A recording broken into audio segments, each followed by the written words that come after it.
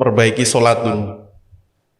Dimulai perbaiki dari sholat dulu. Entah kalian masih berdosa, entah masih melaksanakan maksiat, entah masih apa, perbaiki. Dimulai dari sholat dulu, karena sholatlah yang akan menjagamu dari perbuatan keji dan mungkar. Saya itu seperti ini. Apakah Allah akan memaafkan saya dan memberikan hidayah kepada saya? Saya sempat pesimis ya, berpikiran buruk. Dan itu ternyata terpatahkan dengan hidayah yang benar-benar Allah berikan kepada saya melalui hal seperti itu. Dan saya sangat berterima kasih. Saya tak henti-hentinya. Saya cerita ke istri pun saya nangis.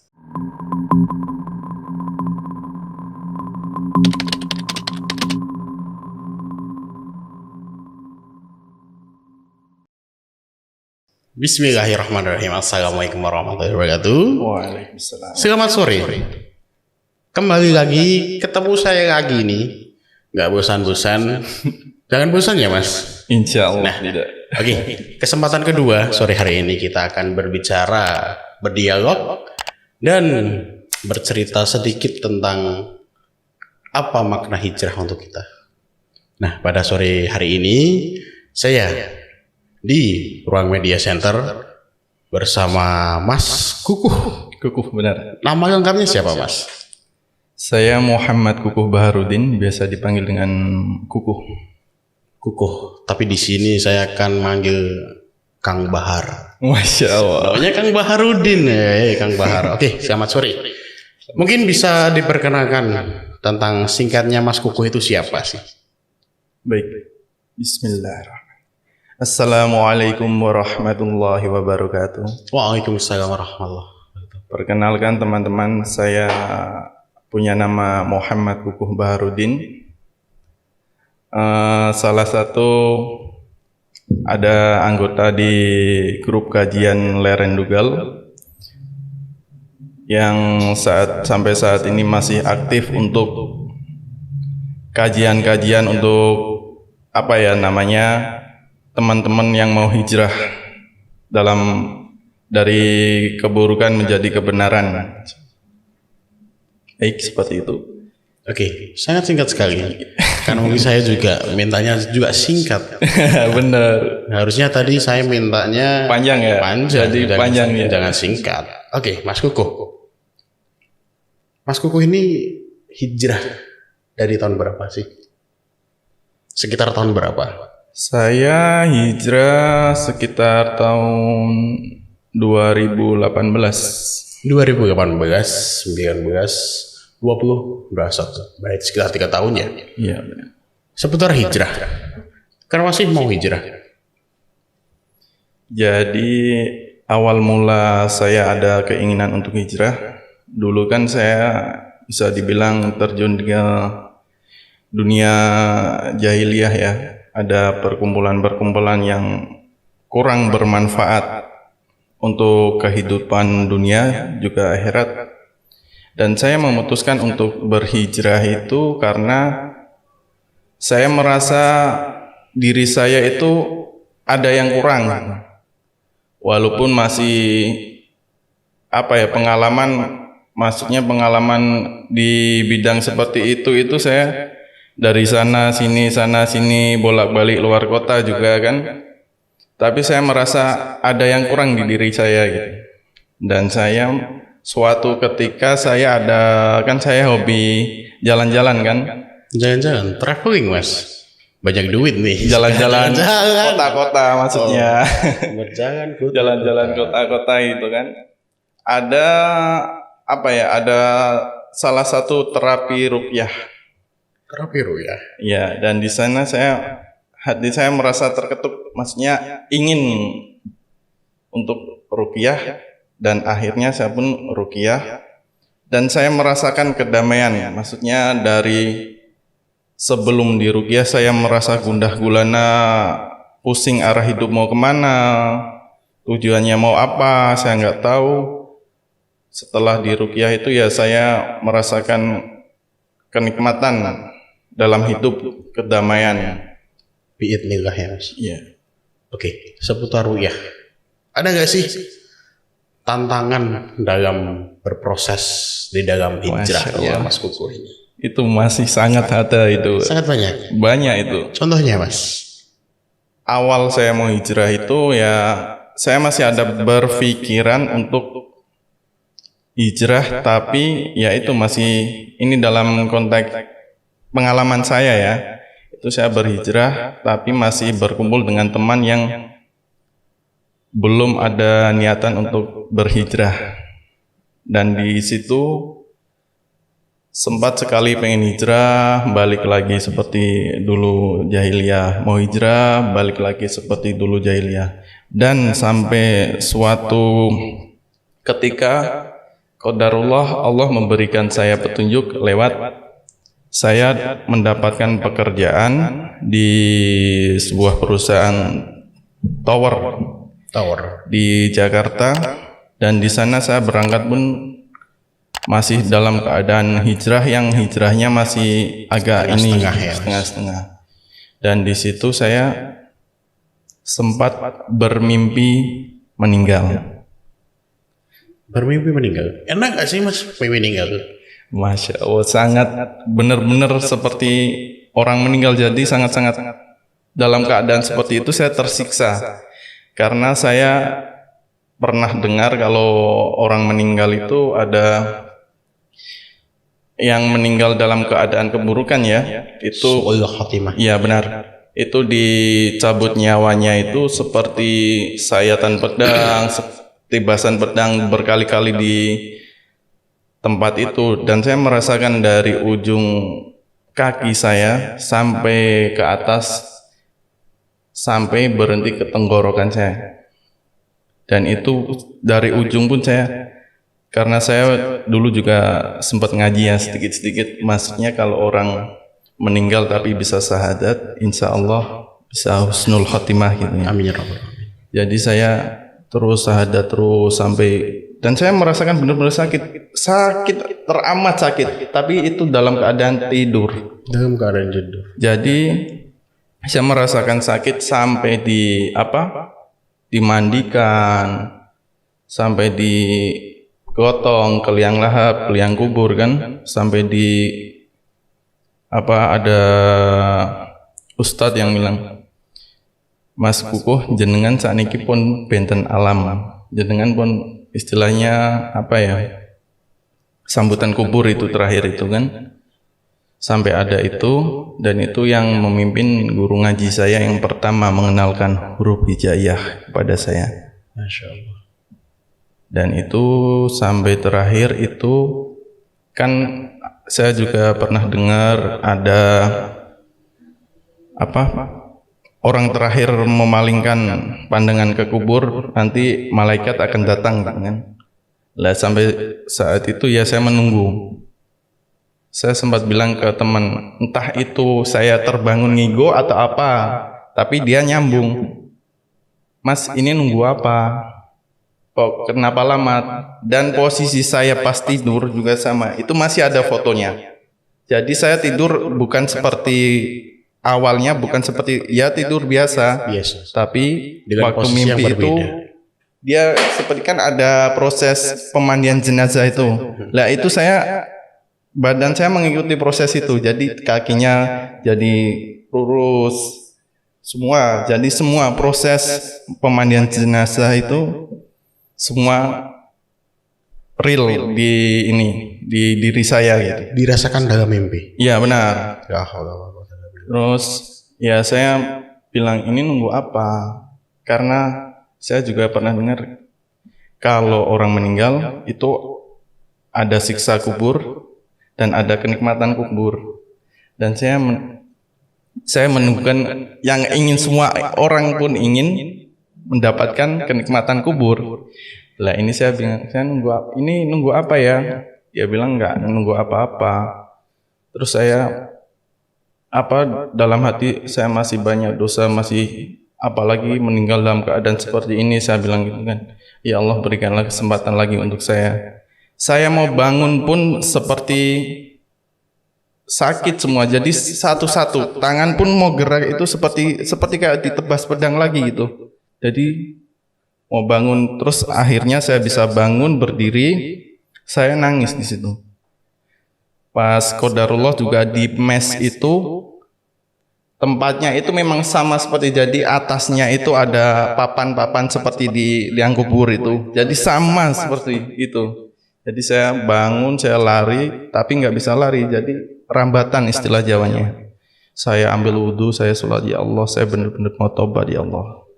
Terima kasih ya Allah, Engkau telah memberikan saya kesempatan lagi, telah memberikan saya pecutan yang begitu keras untuk saya agar dapat hijrah.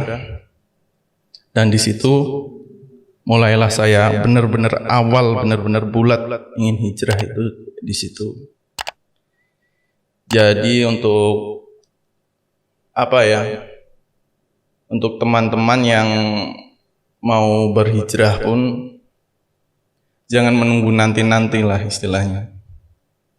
Kan dimulai dari kita untuk perbaiki sholat dulu. Dimulai perbaiki dari sholat dulu. Entah kalian masih berdosa, entah masih melaksanakan maksiat, entah masih apa, perbaiki. Dimulai dari sholat dulu, karena sholatlah yang akan menjagamu dari perbuatan keji dan mungkar. Salah satu surat di Al-Quran, surat Al-Ankabut ayat 45 itu. Dan saya terpatok itu. Jadi yaitu awal mula itu ya perbaikilah sholat dulu. Kan sebelumnya memang saya sholatnya bolong-bolong. Jadi alhamdulillah setelah itu saya lebih yakin lagi dan lebih menguatkan diri lagi untuk selalu mentakwa kepada Allah Subhanahu wa taala. Dengan memperbaiki sholat terlebih dahulu ya Mas. Ya benar. Oke, tentang sholatnya ini dari teman-teman di rumah, cobalah tentang berhijrah ini sangat luar biasa dari teman-teman di rumah.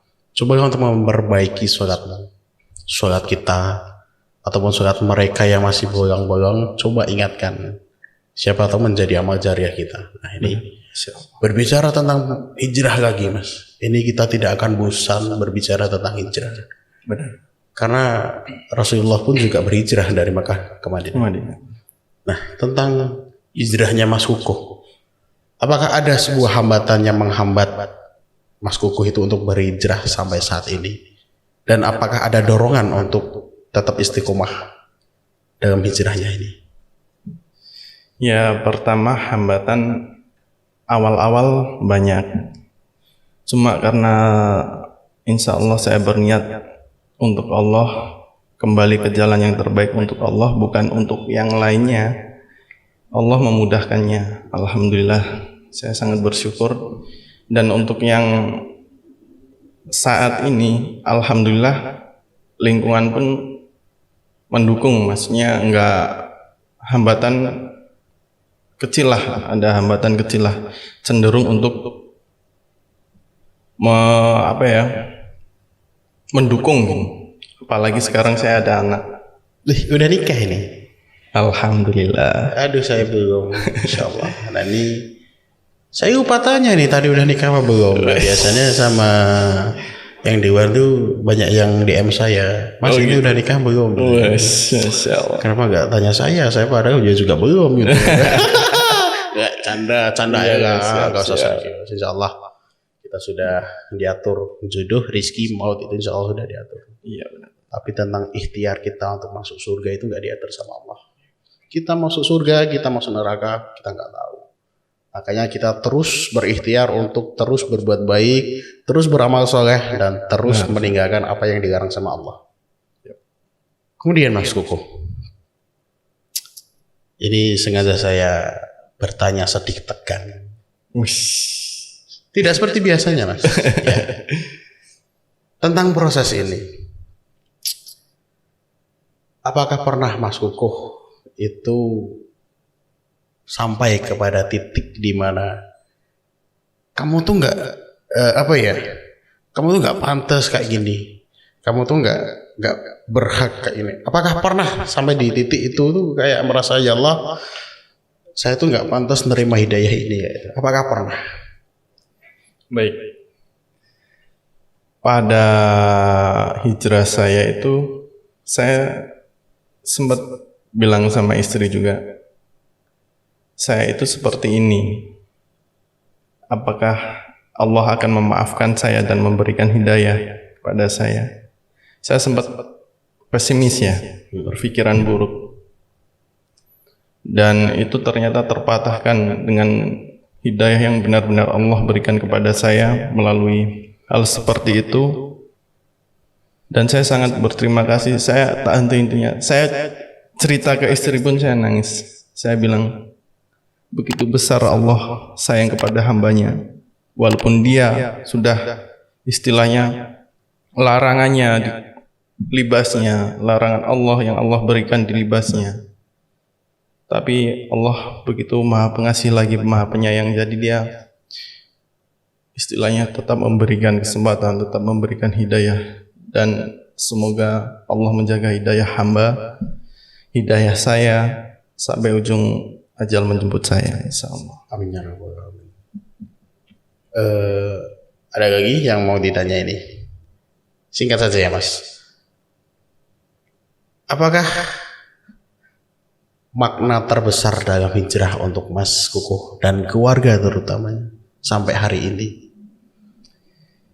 Jadi makna terbesar itu ya, hijrah membuat hati saya sekeluarga itu terasa nyaman. Jadi semakin kita mendalami, alhamdulillah, walaupun entah pengetahuan saya yang memang lola atau gimana kan, tapi semakin saya ingin mencoba untuk mendalami, Allah memberikan ketenangan hati untuk saya, untuk istri, semakin bisa selalu berpikir positif untuk segala hal, seperti kenikmatan berupa kebaikan ataupun kenikmatan sakit, itu kan juga termasuk kenikmatan. Jadi saya lebih bisa untuk berpikir yang selalu positif, apapun yang diberikan Allah kepada saya, insya Allah yang terbaik. Gitu. Baik, buruk, kebahagiaan, kesedihan, itu adalah bagian dari takdir Allah. Ya, betul. Jangan pernah merasa pesimis. Ya. Ya, yang pertama adalah jangan pernah merasa pesimis. Untuk teman-teman yang masih di rumah, yang masih banyak di rumah saja, cobalah keluar. Temukan teman-teman baru. Jadi pesan untuk teman-teman, untuk saudara saya sekalian, siapapun Anda, apapun jabatan Anda, jangan pernah berani meninggalkan sholat. Karena apa? Seperti yang disebutkan oleh kitab suci Al-Quran bahwa sholatlah yang akan menjagamu dari perbuatan keji dan mungkar. Jadi maupun Anda masih dalam keadaan kubangan keburukan, kubangan kejahatan, sholatlah, insya Allah. Jika Allah ridho dan Anda ikhlas, insya Allah Allah akan membantu dengan caranya. Seperti itu. Sudah cukup? Sudah. Jangan pernah meninggalkan sholat, karena sholat akan memperbaiki hidupmu. Nah, oke. Ini sangat berkesan sekali. Sedikit obrolan tentang Mas Kukuh ini seputar hijrah. Nah, ini Mas Kukuh ini sibuk apa hari ini? Biasanya sibuk jualan. Masya Allah. Tetap istiqomah walaupun jualan ya. Tetap ngaji, tetap jalani sholat. Karena sholat itu adalah kewajiban kita sebagai seorang muslim. Oke. Mungkin kita langsung tutup saja Ya, benar. podcast pada sore hari ini.